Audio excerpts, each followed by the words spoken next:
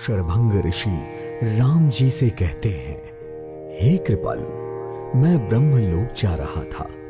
इतने में मैंने अपने कानों से सुना कि श्री राम जी वन में आने वाले हैं। तब से मैं दिन रात आपकी राह देख रहा हूं। अब आज आपको यहां देखकर मेरी छाती शीतल हो गई। हे नाथ, मैं साधनों से हीन हूं।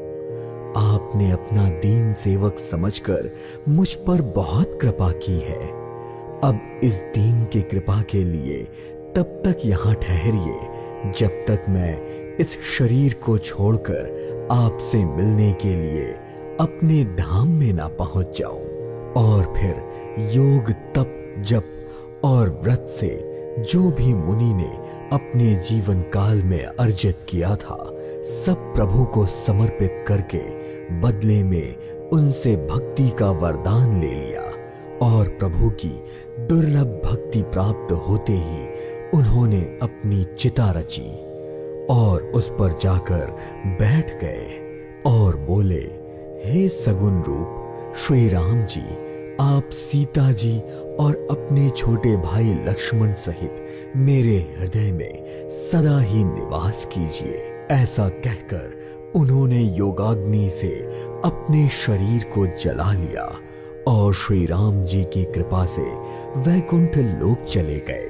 मुनि शरभंग जी की इस दुर्लभ गति को देखकर सारा ऋषि समूह सुखी हो गया और सभी ऋषि श्री राम जी की स्तुति करने लगे। मुनि शरभंग की सद्गति देखकर श्री रघुनाथ जी आगे वन की ओर चल दिए और श्रेष्ठ मुनियों के बहुत से समूह उनके साथ हो लिए। तभी राह में हड्डियों का ढेर देखकर श्री रघुनाथ जी को बड़ी दया आई और उन्होंने मुनियों से पूछा तो वह कहने लगे, हे स्वामी, आप तो अंतर्यामी हैं।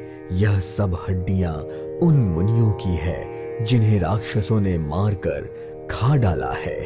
यह सुनकर श्री रघुवीर जी की आंखों में करुणा का जल भर आया और श्री रघुनाथ जी ने अपनी भुजा उठाकर प्रण किया कि मैं इस पृथ्वी को राक्षसों से रहित कर दूंगा। फिर सब मुनियों के आश्रम में जाकर श्री राम जी ने उनको अपने दर्शनों का सुख दिया। मुनि अगस्त जी के सुतीक्षण नामक ज्ञानी शिष्य थे। उनकी भगवान में बहुत प्रीति थी। वे मन क्रम वचन से श्री राम जी के चरणों के सेवक थे। उन्होंने जैसे ही प्रभु का आगमन का समाचार सुना, वैसे ही अनेकों प्रकार के मनोरथ करके वे बड़ी ही आतुरता से दौड़ पड़े। पर प्रेम में विला हुए मुनि को कोई रास्ता सूझ ही नहीं रहा था और ना ही समझ आ रहा था कि मैं कौन हूं और कहां जा रहा हूं। वे कभी आगे चलते, कभी पीछे जाते, कभी प्रभु के गुणगान करते हुए नाचने लगते। इसी तरह मुनि ने प्रगढ़ प्रभु की अपार भक्ति प्राप्त कर ली। प्रभु श्री राम पेड़ की आड़ में छुपकर भक्त की प्रेम दशा देखकर प्रसन्न हो रहे थे।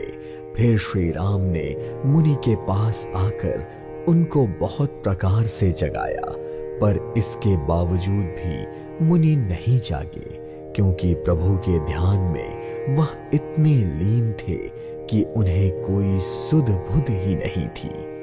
तभी श्री राम ने अपने राजा रूप को छुपा लिया और उनके हृदय में अपना चतुर्भुज रूप प्रकट कर दिया और इष्ट रूप के अंतर्ध्यान होते ही मुनि ऐसे व्याकुल हो गए जैसे मणिधर सर्प मणि के बिना व्याकुल हो जाता है।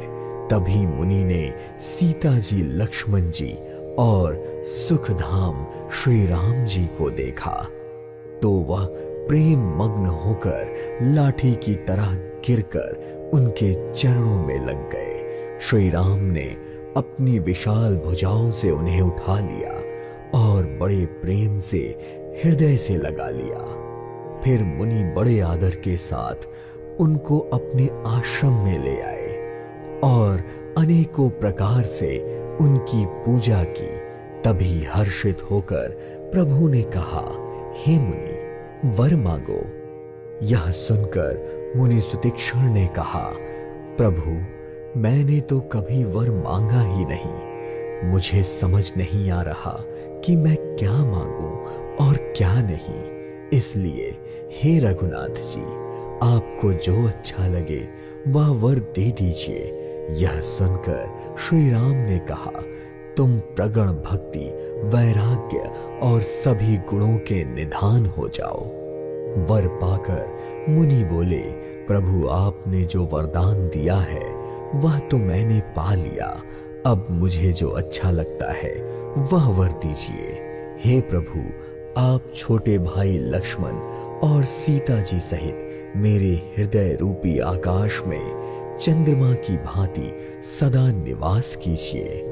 ऐसा ही हो कहकर श्री राम ने सुतीक्ष्ण को मनोवांछित वरदान दे दिया और हर्षित होकर अगस्त्य ऋषि के पास जाने के लिए चल दिए।